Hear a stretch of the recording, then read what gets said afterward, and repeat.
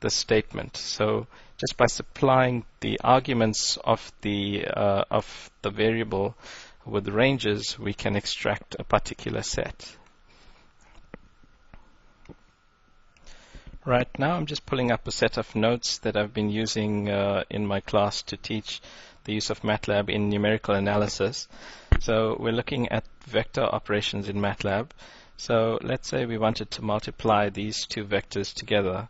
So this is a standard vector multiplication, the multiplication of two vectors, and if these are two row vectors A and B, then of course we have to transpose the B to get it in the right orientation. So we know if A is on the row, then it has this type of, you'll have to just follow this arrow. So A will have a sort of row orientation like that, and then once we transpose B, then B will sit along the column, and so we can multiply A by B in that way. So here, this is what the result of that operation would be. We'd be extracting the values of A and the values of B, multiplying them together, and then adding them all together. So that's what your scalar product between the two vectors would be. And in Matlab, this is accomplished very easily. So let's switch over here. Just clear that space. Let's clear this. Let's create this vector. Let's create two row vectors. So let's say A is random, and we want these to be row vectors, so 1, 5. Let's make it 4 just to let it fit on the screen a bit more easily.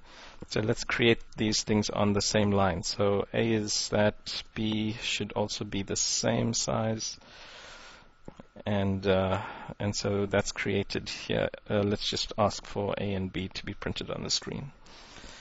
Right, and we want to multiply these two together. If we use the multiplication, right, the multiplier, well, let's say if we multiply two numbers together, we know that scalar multiplication, that's going to give us the right answer. But if we try to multiply two vectors together, then the compiler is going to detect these are sets of numbers, these are vectors, so I need to be more careful about the use of this operator, this multiplication symbol. So multiplying those together won't give me the right result, right? And that's because the inner matrix dimensions must agree. So you see, Matlab is somewhat strictly following the maths conventions. So we have to have the inner matrix dimensions agreeing. And as we said when looking at the notes, we have to transpose the vector B to get it in the right orientation. So let's say A times B transposed, and then that returns for us that result. So I will leave it to you to get out your calculators and check that that is the correct result. That's the result of multiplying each of these together and adding together those results. So you see, that's nice and neat in your code. If you'd wanted to represent that, that's all you have to say. And that's in direct contrast to most other programming languages. In most other languages, you would have to show this as a series of for loops, and it's much harder to see in here, right? This is the typical for loop you would have to write to execute the same kind of statement. So that's Matlab's vector multiplication.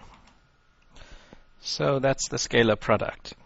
Now let's say we wanted to multiply a matrix and a vector. So let's create A as being a set of, to be a matrix that's 4 by 4. So we said rand4 would generate that for us. And if we wanted to multiply the matrix A by the vector B, right, and remember B is a row vector, so we have to transpose that, then that will perform for us that operation. So we know that the product of a matrix and a vector is another vector, and this is the operation here, right? If it's a matrix and that vector, then we would take the elements along the row. We would take a row of A, right? You can see J, the variable that's running here is J, so we're taking elements along the row. So we're taking here values along the row. So we're multiplying a row of A. We are multiplying the ith row of A by the values in B. So this is our standard matrix vector multiplication, and in Matlab we've done that as simply as this. So I will leave it to you again to verify that it's given us the correct results here, that this vector is correct.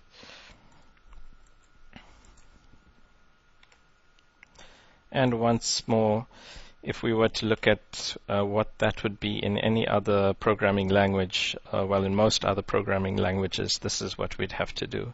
So it's quite hard to see the fairly simple operation, which is nothing but this. It's quite hard to see this in and amongst these for loops here. For loops are useful things, which we will talk about a little later in this course.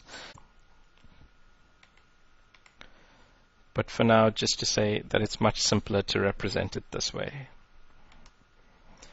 Then, of course, it's often the case that we want to perform scalar operations on our vectors and matrices. So, for instance, if we have this vector 10, 20, 30, and we wanted to divide each element by the same value, let's say 10, then we can easily do that in Matlab. So let's just do that here. V equals 10, 20, 30. And then V divided by 10 is 1, 2, 3, as we expect. So let's just assign the result of that to the variable which we call W. So W is V over 10.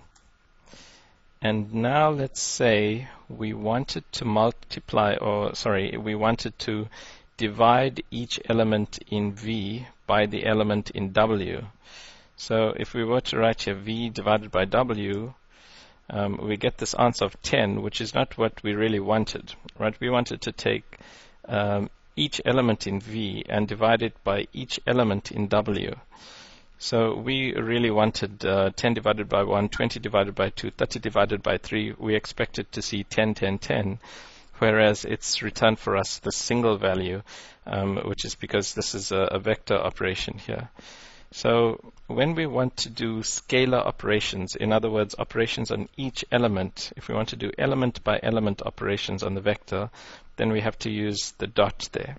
Right? Note that that's for the case where we want scalar operations between two vectors. Right? If the second value was not a vector, we wouldn't need to specify a dot there. So if we say V divided by 10, that's fine.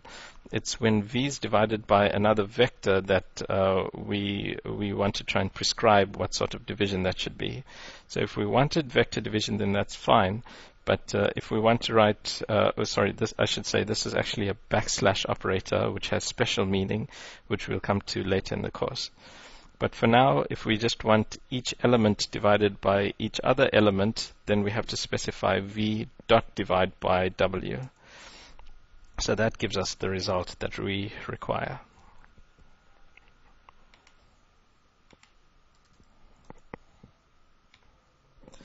Right, a similar thing applies to our matrices. So if A is a 4 by 4 matrix, and let's use random again, and let's say B was also a similar matrix, then the operation A backslash B is a special operation, and that returns for us this result, which is not the same as the operation of simply taking each element and dividing by the corresponding element in the object to the right hand side of that operator. So we want this value divided by this value, and that's stored in a new matrix. We want this value divided by that value and stored in the corresponding position. So if we want to divide element by element, then we have to say A dot divided by B. And you see the result for that is quite different to the result that we saw for A backslash B. So this has special meaning, which we'll get to later, but it is not what we expect if we had wanted each element to be divided by each other element. Right? And you should just divide for yourselves each element here, or a sample of elements, to see that A dot divided by B is giving us the results that we had explained we wanted, and that they are not the same as A slash B. Right, so these dots are quite useful for when we want to perform operations and using using a set of values that's stored in a vector. So, for instance, if we have the value 5, let's say x equals 5, and we wanted to obtain the values of 5 raised to different powers. So let's say the powers were, and we'd stored them in a vector 1, 2, 3. Then we could simply say here a dot raised to the power p, and then that returns for us 5 raised to the 1, 5 raised to the 2, and 5 raised to the 3. So dot raised to the power has that result. X raised to the p, this without the dot is not a scalar operation, that's a vector take to the power, and this is not defined for a vector. So you see again, whenever something's a vector or a matrix, we need to treat with special care any operators that we use routinely, and you can see that there might be some quite significant results. In this case, we can see that we would detect the error because it simply wouldn't work, but we saw in the previous example here that sometimes you can get different results and you don't actually get an error. So it is important to understand the difference between these operators. It is important to understand what these operators are doing in Matlab. Right, so those are some of the operators and how they behave with the vectors and matrices. We should look at some of the basic ones as well. We should still have lurking in memory somewhere the vectors a and b, right? And if we say a minus b, then of course that would the result of that would simply be that value minus that value to give us that, this value minus this value to give us this, and so on. So a minus b works, a plus b also works, and that's it. So that's a fairly simple set of operators and a short list of functions. If you look at what we've done in this session, it really isn't terrifically onerous, but you can, of course, perform a vast number of the operations that we need in things like calculus and linear algebra. Almost any of these functions and operations would get us to the results that we're looking for. So it's worthwhile knowing these things.